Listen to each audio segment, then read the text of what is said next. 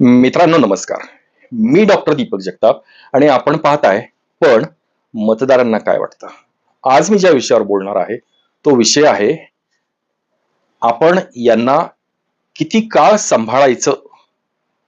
यांना म्हणजे खासदार प्रियांका गांधी आणि विरोधी पक्षनेते खासदार राहुल गांधी यांना या अख्ख्या देशानं अजून किती काळ सांभाळायचं या विषयावर मी बोलणार आहे. मित्रांनो आपल्याला माहिती आहे की आता संसदेचं अधिवेशन चालू आहे. सभापती ओम बिर्ला जे आहेत यांच्यावर अविश्वासाचा ठराव दाखल केला आहे वगैरे. परंतु या सगळ्यात महत्वाची जी गोष्ट आहे, मी विषयाचं जे शीर्षक दिलेलं आहे की आपण ह्या बहीण भावांना अजून किती काळ सांभाळायचं सगळ्या देशानं.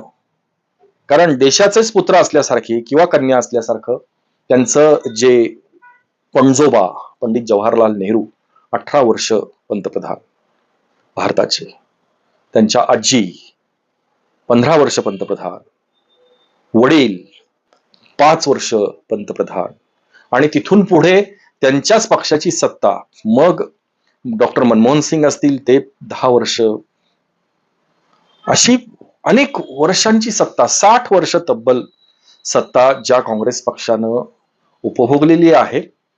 अर्थात उपभोगली वगैरे सुद्धा म्हणण्याचं कारण नाही, तो राजकीय त्याला अंग बरीच आहेत, तो त्यावर मला जाण्याचं प्रशस्त वाटत नाही. विषय आत्ताचा असा आहे की आता संसदेचं अधिवेशन असताना आपण लोकसभेचे वगैरे सगळं लाईव्ह दिसतं, लोकसभा राज्यसभा लाईव्ह त्याचं टेलिकास्ट होतं. त्याच्यामध्ये आत्ताची जी जागतिक परिस्थिती आहे, इराणवर हल्ला केला इस्रायल आणि अमेरिकेनं, याच्यामध्ये लोकसभेमध्ये बोलताना खासदार प्रियांका गांधी वड्रा म्हणतात मोदीजींनी मान तुकवली डोनाल्ड ट्रम्प अमेरिकेचे राष्ट्राध्यक्ष यांच्या समोर मान तुकवली. कोट्यावधी भारतीयांची मान शर्मेनं त्यांच्यामुळे खाली गेली. त्याचीच री ओढताना राहुल गांधी म्हणतात मोदीजी झुकले, आपल्या देशाचे पंतप्रधान अमेरिकेपुढे झुकले, वाकले, आणखीन त्यांना जे जे काही अपशब्द सुचतील ते सगळे लोकसभेच्या एवढ्या देशातल्या सगळ्यात मोठ्या सभागृहामध्ये हे शब्द प्रयोग पंतप्रधान नरेंद्र मोदी यांच्याबद्दल केले गेले. आणि मी त्यांचं म्हणणं होतं की मग तुम्ही स्पष्ट का नाही करत, कॅमेरा समोर येऊन स्पष्ट सांगायला पाहिजे आम्ही नक्की कोणाच्या बाजूने आहोत, आम्ही नक्की कोणाच्या बाजूने आहोत. मित्रांनो एक साधी गोष्ट आहे, अगदी साधी गोष्ट सांगतो तुम्हाला. आपण रस्त्यानं जाता येताना कोणाची भांडणं जर चालली असतील, म्हणजे आपल्यापेक्षा ज्युनियर लहान मुलं कुठं भांडत असतील किंवा कोणी व्यक्तींचं भांडण चाललं असेल, एकमेकाची कॉलर धरली, कुठं लाथाबुक्क्या मारत असतील, तर आपण जर आपल्याला वेळ असेल तर आपण काय करतो, ए तू बाजूला सरक, ए तू बाजूला सरक, एकमेकाला हात लावायचा नाही, चला बाजूला चला बाजूला चला बाजूला.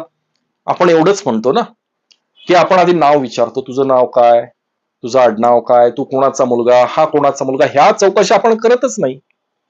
तो प्रसंग आपल्या समोर इतका अचानक घडलेला असतो, ते भांडण सोडवताना आपला उद्देश काय असतो की फक्त हाणामारीमध्ये कोणाचा जीव जाऊ नये, कोणाचा दात पडू नये, कोणाला व्यंग कायमस्वरूपी प्राप्त होऊ नये याच्यासाठी. आणि समजा रस्त्यावर चाललेला असेल तर ट्रॅफिक जाम होऊ शकतं वगैरे वगैरे, या अनुषंगाने आपण मध्यस्थी करतो. त्या ठिकाणी आपण नाव थोडंच विचारायला जातो की हा मग तू ह्या घरातला आहे का, मग मी तुझी बाजू घेतो, तू आमच्याच, तू जगताप आहेस ना, मग मी जगताप आहे, मग थांब आता तू आमचाच भाऊ बंद, मग मी तुझी बाजू घेतो. आपलं काही देणं घेणंच नसते ह्या गोष्टींची. आपण फक्त किंवा हा वाद मिटावा, नंतर तुम्हाला जायचं ते कोर्टात जा, नाहीतर पोलीस स्टेशनमध्ये जा, तक्रारी द्या एकमेकाच्या विरुद्ध आणि गोंधळ घाला. सकृत दर्शनी तुम्ही आम्ही प्रथमतः जी आपल्या निदर्शनास गोष्ट येते त्याच्यामध्ये काही विध्वंस होऊ नये, काही तोडफोड होऊ नये, याच्यासाठी जी मध्यस्थी करतो त्या क्षणाला, तर ही अशाच स्वरूपाची असते. याच्यामध्ये आपण कोणाचं नाव विचारत नाही, काही नाही काही नाही काही. असा जो अचानक हल्ला झाला अमेरिकेनं, आज 16वा दिवस आहे, आज मी बोलतोय ती तारीख आहे 17 मार्च, आज 16वा-17वा दिवस आहे त्या युद्धाचा. अमेरिकेनं अचानक, इस्रायलनं अचानक हल्ला केला सकाळी सकाळी, आणि इराणचे राष्ट्राध्यक्ष आयातुल्ला खोमेनी आणि त्यांचं मंत्रिमंडळ ज्या ठिकाणी ज्या बंकरमध्ये असावं हे त्यांनी त्यांच्या मोसाद वगैरे ज्या गुप्तचर यंत्रणा आहेत त्यांच्याद्वारे शोधून बरोबर त्या ठिकाणी अगदी जमिनीमध्ये पेनिट्रेट होईल अशा ठिकाणी जाऊन मारा करू शकतील अशी मिसाईल सोडून त्यांची जीवनयात्रा त्या सगळ्या मंत्रिमंडळाची संपवली. आणि मग अमेरिका उतरलं. मग अमेरिकेनं ड्रोन हल्ले, अमेरिकेनं बॉम्बर C-2 विमानं त्यांची वापरायला सुरुवात केली. आणखीन ड्रोन आणि क्षेपणास्त्र रोजच्या रोज आता ते लेबनानमध्ये इस्रायली सैनिक शिरलेले आहेत रणगाड्या सहित वगैरे. ह्या सगळ्या गोष्टी आपण बघतोय. आणि ह्या बहीण भावांचं म्हणणं आहे की आपण डोनाल्ड ट्रम्प यांच्या समोर वाकलो, मोदीजी वाकले, मोदीजींनी मान झुकवली, मोदीजींचा कणा मोडला डोनाल्ड ट्रम्प यांच्या पुढे. कशी मित्रांनो गंमत आहे बघा. आणि लोकशाहीची कशी चेष्टा थट्टा ही लोक करत असतात. खरं तर अपेक्षित काय आहे, एक सामान्य नागरिक, तुम्ही आम्ही एक सामान्य नागरिक म्हणून आपली अपेक्षा काय असते की हा युद्धाचा प्रसंग आहे. याच्यामध्ये बघा इराण, इराक सुद्धा, जे आखाती देश आहेत, युनायटेड अरब अमिरात, सौदी अरेबिया आहे, कुवेत आहे, Bahrain, Oman, Qatar, Jordan, Dubai, Muscat, हे सगळे देश त्याच्यात ओढले गेलेत. इस्रायल, अमेरिका तर आहेच. अजून आता यांचा प्रयत्न चाललाय की त्या युक्रेनला सुद्धा, डोनाल्ड ट्रम्प म्हणतात की युक्रेननं सुद्धा आता त्याच्यात पडावं. आणखीन दक्षिण कोरियानं सुद्धा त्या किम जोंगचे काही थाड क्षेपणास्त्र आहेत ती द्यावीत आम्हाला.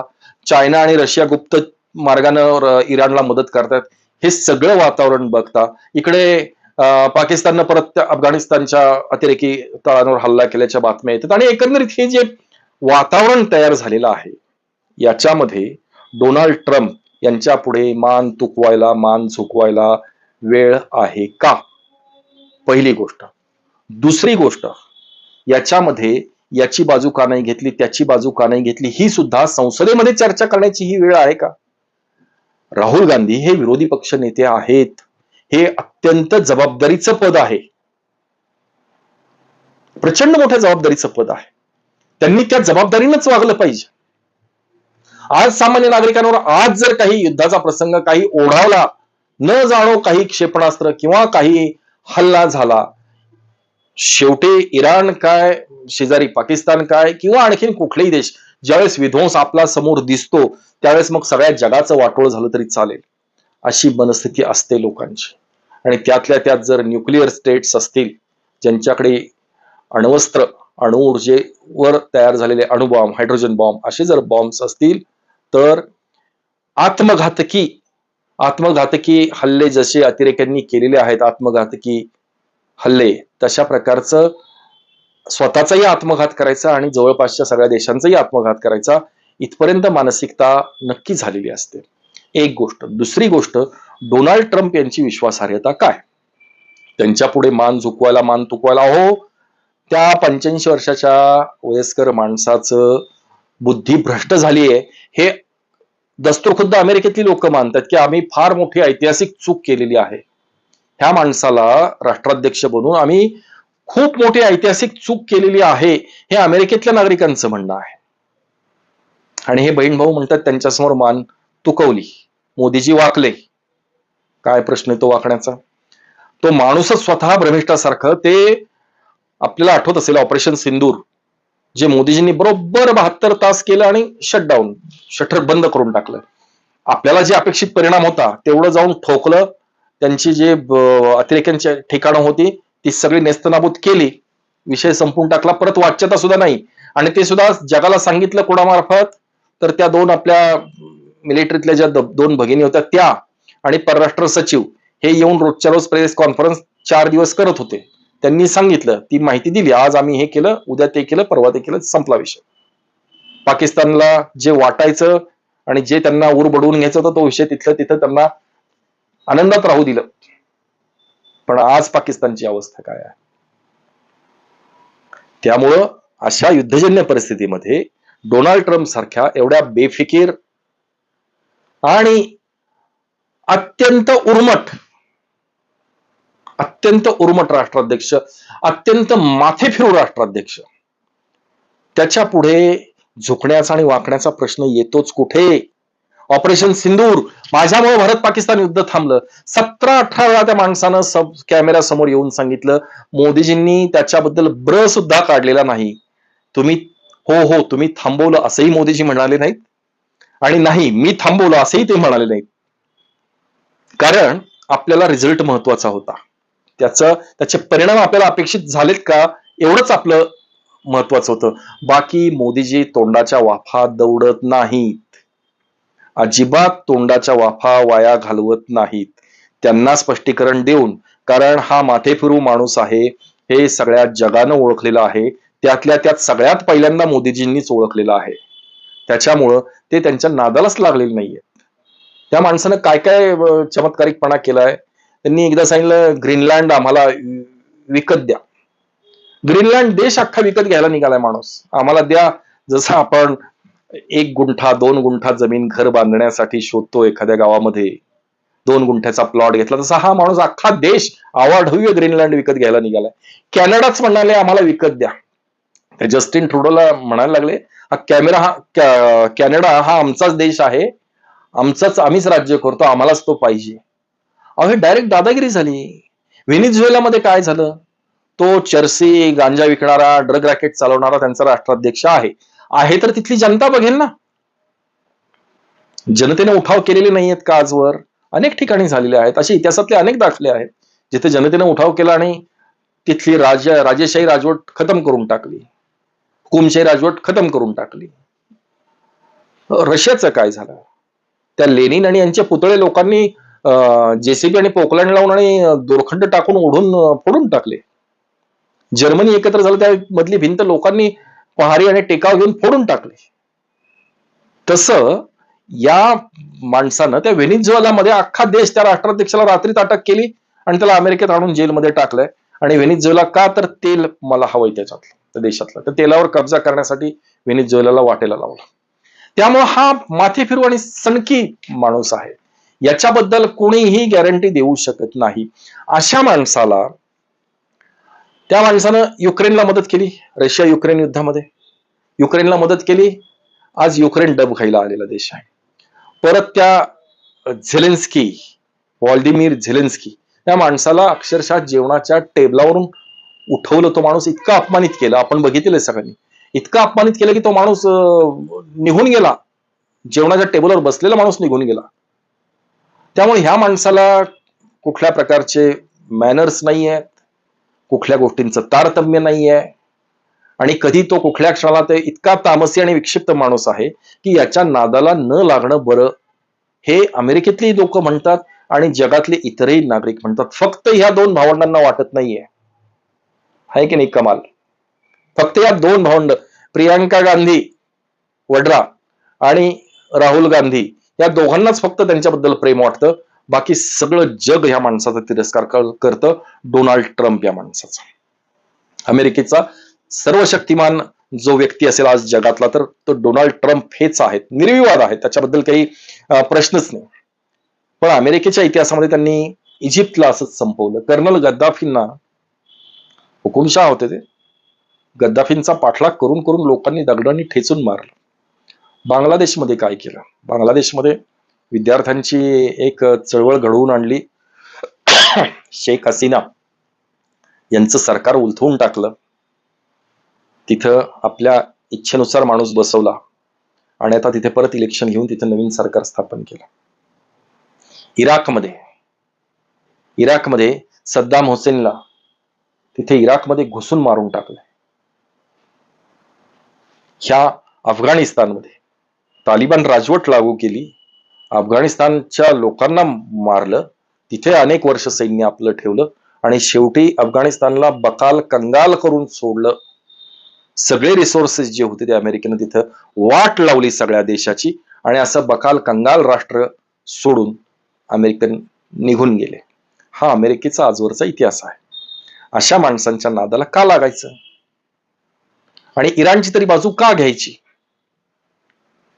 इराणची, जसं डोनाल्ड ट्रम्प यांची बाजू नाही घ्यायची, इराणची तरी बाजू लगेच उठून का घ्यायची? कारण इस्रायल पण आपला मित्रच आहे. आज जागतिक दर्जाची टेक्नॉलॉजी इस्रायलकडे आहे, आणि अवघ्या जगाला शांततेचा संदेश देणारे गौतम बुद्ध, स्वामी विवेकानंद, रामकृष्ण परमहंस, केवढी मोठी परंपरा आहे, संतांची केवढी मोठी परंपरा आहे आपल्या देशाला. हा शांततेचा संदेश मोदीजी देतील, योग्य वेळ आल्यानंतर नक्की देतील. परंतु या क्षणाला त्यांच्यामध्ये पडणं, म्हणजे आपल्या हातानं पायावर धोंडा मारून घेतल्यासारखं. आपलं काम कशात अडलं? होर्मुझ स्ट्रेट, होर्मुझची जी समुद्रधुनी आहे, जो 33 किलोमीटर रुंदीचा जो समुद्राचा जो बेल्ट आहे, जिथून आपली तेल आणि गॅस LPG आपल्याला मिळतो, तिथून आपली आपली बोटी आलेल्या आहेत. तेल, क्रूड ऑइल घेऊन नावाच्या बंदरात जहाज दाखल झालं. कालच कच्छला LPG गॅस घेऊन शिवालिका नावाची बोट आपली दाखल झाली. त्यामुळे आंतरराष्ट्रीय संबंध ज्यावेळेस विकसित होत असतात, हे विकसित करायला खूप मशागत केलेली असते, खूप वर्ष मशागत केलेली असते. आणि ही मशागत मोदीजी तब्बल 15 वर्ष करतायत. 2014 पासून 12-13 वर्ष करतात. ही मशागत आता एखादा कुठला 10-12 दिवसात प्रसंग झाला तर त्याच्यामध्ये ही मशागत उद्ध्वस्त करायची नसते लगेच. आणि ट्रम्प यांची बाजू घेतल्यानं आखाती देशामधले आपले जे भारतीय कोट्यावधी तिथं काम करतायत, यांच्या जीवाचं काय? म्हणजे कुठलाही ही भावंड विचार करत नाहीत. याचं फार आश्चर्य वाटतं. हे विचारच करत नाहीत की आपलं काम कशामुळे अडलंय का? आपल्याला गॅस पुरवठा होतोय, इंधन पुरवठा, पेट्रोल डिझेल येत आहे. इराणनं आपली अडवणूक केलेली नाही. भले आपण त्यांना तिथं जाऊन बाबा तुमचे आयातुल्ला खोमेनी गेले म्हणून अतिशय वाईट वाटलं म्हणून तिथं दुखवटा हे करायला किंवा अंत्यविधीला मोदीजी गेले नाहीत किंवा कोणी परराष्ट्र मंत्री एस जयशंकर जरी गेले नसले, जगातले कोणीच नेते तिथे गेले नाहीत, परंतु आपली कुठली कामं अडली आहेत का? याला जी राजनैतिक पातळीवरची जी देवाणघेवाण असते ती फार स्मूथली करावी लागते. आणि हे ह्या दोघांना चांगल्यापैकी माहिती आहे. परंतु नको ते मुद्दे जगजाहीर बोलायची सवय, जाहीरपणे बोलून टाकायचं की एखाद्या देशाचं सुद्धा वाटोळं झालं, त्या देशातल्या नागरिकांचं वाटोळं झालं. बघा ना, ह्या सगळ्या युद्धजन्य परिस्थितीमध्ये किम जोंग एका बाजूला वरती आहे, चीन आपल्या डोक्यावरच बसलेला आहे, पाकिस्तान सारखा आपला शेजारी आहे, एका बाजूला बांगलादेश सारखा शेजारी आहे, त्याच्यात भारताला वाचवायचे, हे मोदीजीच करो जाणे. पंतप्रधान नरेंद्र मोदींनी ज्या प्रकारे हे सगळं हँडल केलेलं आहे हे नक्की कौतुकास्पद आहे. आणि मला असं वाटलं होतं की ह्या प्रियांका गांधी या तरी निदान शहाण्या असतील. मध्यंतरी त्यांनी फार चुणूक चांगली दाखवली. मला मनोमन वाटलं की प्रियांका गांधींना आता बिअरिंग सापडलं आणि त्या मोदीजींना नक्की अडचणीत आणणार. कारण मी पण अशी वाट बघतोय की मोदीजींसारखा वाक चतुर माणूस, जो बोलायला अतिशय बिलंदर आणि प्रचंड शब्द सामर्थ्य असणारा माणसाला सुद्धा प्रियांका गांधींनी पकडलं होतं, पण मुद्दाच सोडून दिला. त्यांनी संसदेमध्ये भाषण करताना एक फार छान प्रसंग सांगितला होता की मोदीजी आपण एकच करा आता, की माझे पणजोबा जवाहरलाल नेहरू, माझ्या आजी इंदिरा गांधी, माझे वडील राहुल गांधी, माझी आई सोनिया गांधी आणि आमचं सगळं काँग्रेसचं जे कुटुंब आहे, आमचं घर, याला एक दिवस सलग चर्चा ठेवा, 1 दिवस, 2 दिवस, 3 दिवस, and once close that chapter once for all, हे संसदेमधले शब्द आहेत. And close that chapter. कारण काय होतं, प्रत्येक वेळेस संसदेचं अधिवेशन सुरू झालं की इंदिरा गांधींनी लावलेली आणीबाणीची आठवण प्रत्येक भाजपचा खासदार काढतोच आणि ती जुनी जखमेवरची खपली वारंवार काढली जाते. हे राजकारणाचा भाग आहे. पण हे या मुद्द्यामध्ये प्रियांका गांधींनी मोदींना अतिशय चपकलपणे पकडलं होतं, पण त्यांना कळलं नाही की आपण हाच मुद्दा फक्त लावून धरायला पाहिजे, दुसरं काहीही 5 वर्षात करण्याची गरज नव्हती. फार छान लिडरशिप झाली असती, त्यांची स्वतःची लिडरशिप अतिशय प्रगल्भ डेव्हलप झाली असती, किंवा शशी थरूर वगैरे अशी आहेत ना विद्वान माणसं, त्यांचा तरी वापर करून घ्यावं. पण कृपा करून तुम्हाला दोघांना देशानं किती काळ उरावर घ्यायचं आणि का म्हणून सांभाळत बसायचं, हा सर्वसामान्य मतदारांच्या मनाला पडलेला प्रश्न आहे. मोदीजींमुळे आज देश सुरक्षित आहे, ही माझ्यासह कोट्यावधी नागरिकांची हीच भावना आहे. एवढंच बोलतो आणि थांबतो. धन्यवाद.